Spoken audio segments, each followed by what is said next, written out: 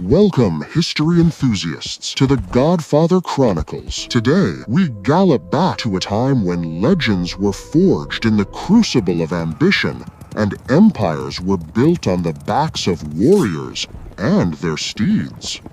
We often celebrate the generals, the conquerors, the kings. But sometimes the most profound stories aren't just about men, but about the extraordinary connections they forge. Imagine a horse, wild, untamable, feared by all, and a young prince, barely a teenager, who sees not a beast, but a challenge, a spirit, a destiny. This is the tale of Alexander the Great and his magnificent warhorse, Bucephalus, a bond so legendary it transcended mere partnership and became a symbol of unstoppable will, unparalleled intuition, and a friendship that galloped through the annals of history, shaping the very world we know. Our story begins not on a battlefield, but in the royal stables of Pella, the capital of ancient Macedon. It was around 344 BC, and a Thessalian horse dealer named Philonicus had brought a magnificent black stallion to King Philip II, Alexander's father. This was no ordinary horse. Its name was Bucephalus, meaning ox head or bull head, a name likely derived from the broadness of its forehead, or perhaps its untamed, almost bovine ferocity. But Bucephalus was living up to his name in a terrifying way. He was a beast, fiery, powerful, seemingly untamable.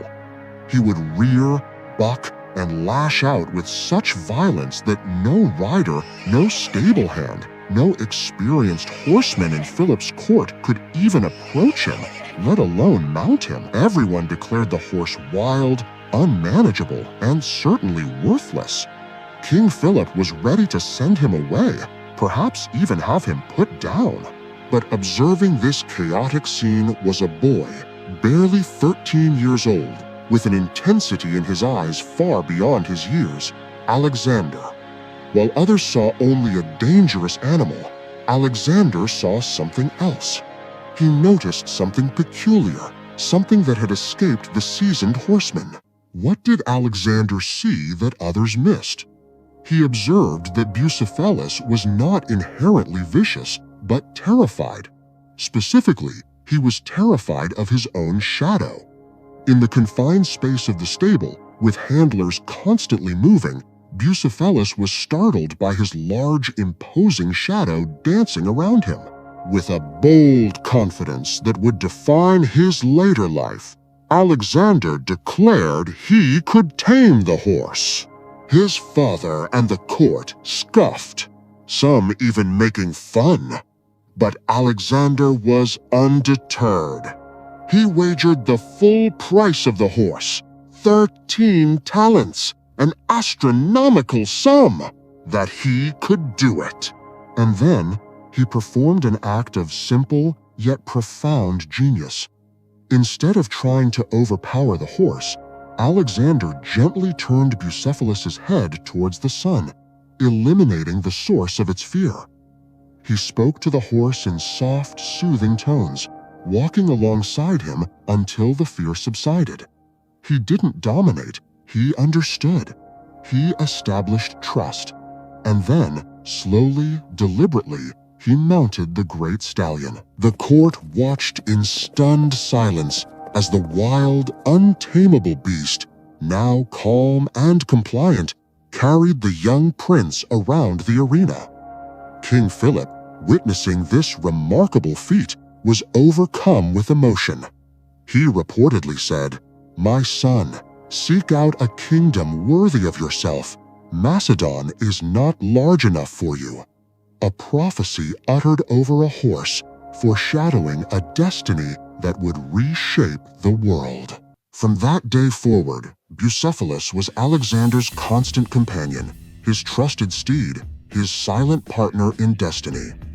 Their bond transcended the typical relationship between man and animal. Bucephalus would allow no one else to ride him, a testament to the unique connection they shared.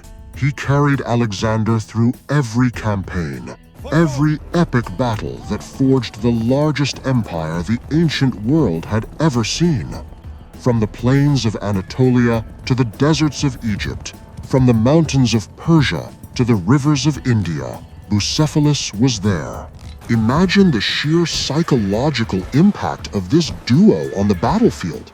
Alexander, riding this magnificent, powerful black stallion, fearless and leading from the front, became an almost mythical figure. Bucephalus wasn't just transportation, he was an extension of Alexander's will, a symbol of his power and invincibility. At the Battle of the Granicus, it was Bucephalus who carried Alexander through the river and up the bank to confront the Persian cavalry. At Issus, Gaugamela, and countless other engagements, Bucephalus bore the weight of a rising empire. This was no ordinary horse. He was a living legend, an active participant in history. He was wounded multiple times in battle, yet always recovered, always ready to carry his rider into the fray once more. Their mutual trust was absolute. Alexander trusted Bucephalus to carry him safely through the deadliest of conflicts, and Bucephalus trusted Alexander to lead him to glory.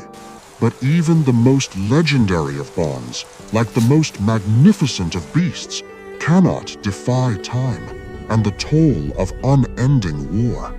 After 2 decades of relentless campaigning, of covering thousands of miles, of facing countless enemies, Bucephalus was growing old.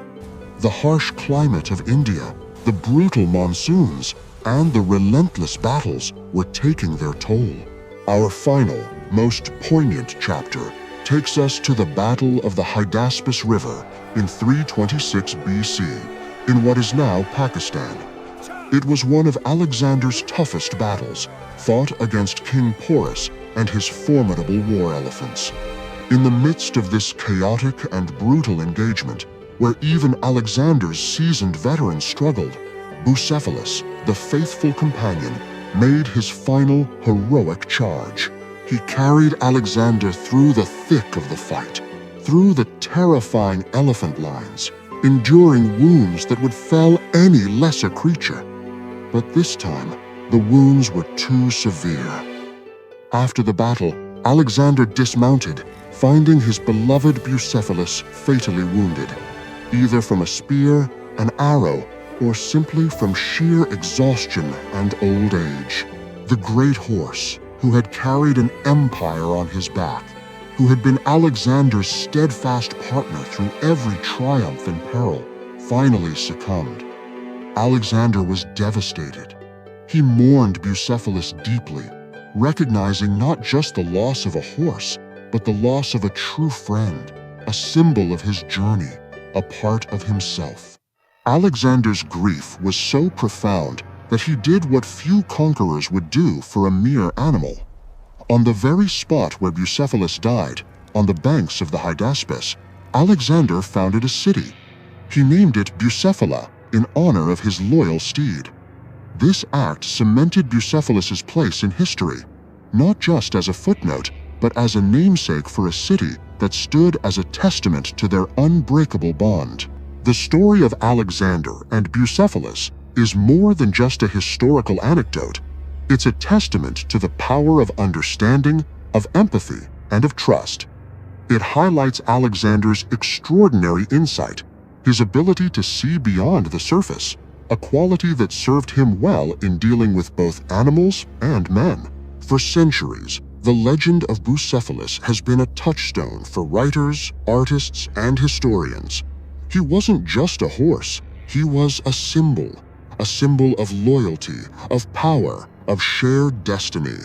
His tale inspired countless depictions in art, literature, and even military strategy, emphasizing the crucial role of cavalry and the bond between rider and mount.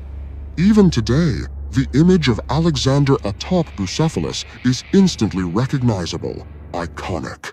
So, what does the legend of Alexander and Bucephalus truly teach us? It teaches us that even the most formidable challenges can be overcome with understanding rather than brute force. It shows us that true greatness lies not just in conquering lands, but in forging profound connections, whether with a loyal companion or with the very people you lead.